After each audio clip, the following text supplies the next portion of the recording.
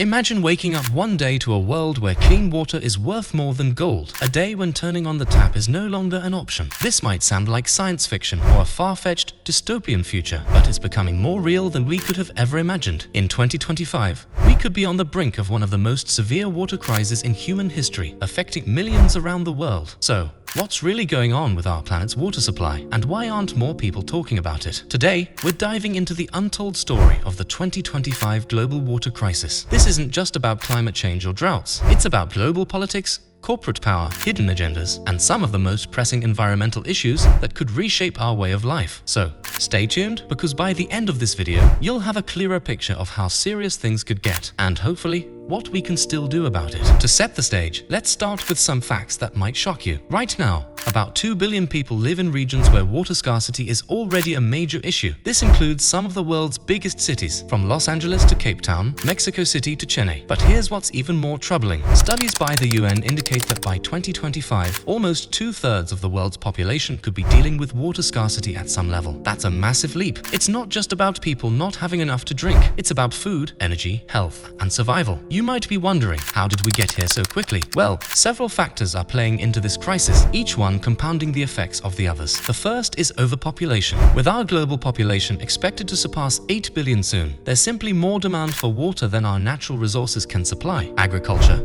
industry, household needs, everything requires water. And here's the kicker. As developing countries advance and improve their quality of life, their water demands skyrocket. It's a double-edged sword, because while it's great that more people have access to modern amenities, it's putting unprecedented pressure on our water supply. And then we have climate change. This is a game changer. It's not just about temperatures rising. It's also about more frequent and severe droughts, melting glaciers, unpredictable rainfall, and even sea level rise contaminating freshwater sources with saltwater. Regions that were once able to rely on predictable weather patterns for their water are now finding themselves in a bind, with less rain in dry seasons and intense flooding during others. In the United States, for example, states in the Southwest like California, Nevada, and Arizona are already experiencing some of the worst droughts on record. Now, if you thought these challenges were tough, let's talk about the political side of things. Water is increasingly becoming a battleground for power and control. Corporations and even governments are beginning to recognize water as the blue gold of the 21st century. We're seeing big players step in, companies buying up freshwater sources around the globe. In places as diverse as rural Africa and rural America, they're purchasing water rights and, in some cases, entire lakes and rivers,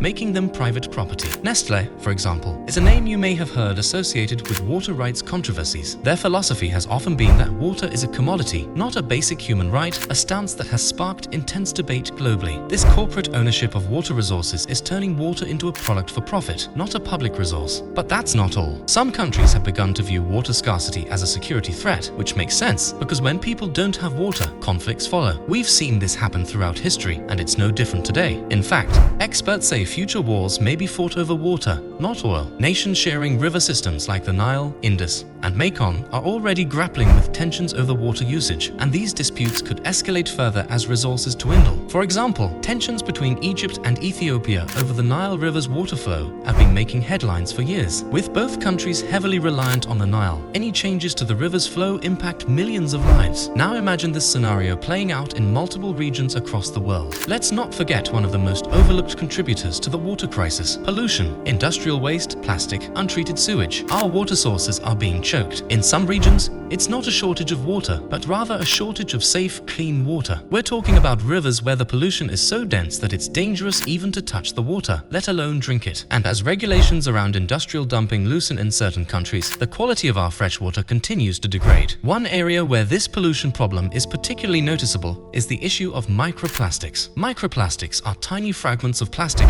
less than 5 millimeters long, that are increasingly showing up in rivers, lakes, and oceans, and they're even infiltrating our drinking water. According to recent studies, we're all consuming microplastics on a daily basis, whether through bottled water, tap water, or the fish and seafood we eat. The long-term health impacts are still largely unknown, but it's clear that our water crisis isn't just about scarcity. It's also about contamination and health risks. So, what's being done about this impending crisis? Are there solutions? Some countries are taking steps to address water scarcity by investing in desalination technology, which removes salt from seawater to make it drinkable. Places like Saudi Arabia, Israel, and even parts of California have built large desalination plants to bolster their water supplies. While this is a promising technology, it's extremely energy-intensive and expensive, making it an imperfect solution. But it may be one of the only options for certain coastal areas in the near future. Another approach is the recycling and reusing of wastewater. Countries like Singapore have pioneered what they call water, a process that treats and purifies wastewater until it's safe for drinking. This has allowed them to become much less dependent on external water sources. However, the stigma around drinking recycled wastewater remains, and many regions haven't adopted this method at a scale that could truly impact global water supplies. Yet, while these technological solutions offer some relief, they're not enough to solve the problem entirely. The real solution lies in conservation and efficient water management. Countries and communities need to adopt practices that prioritize water conservation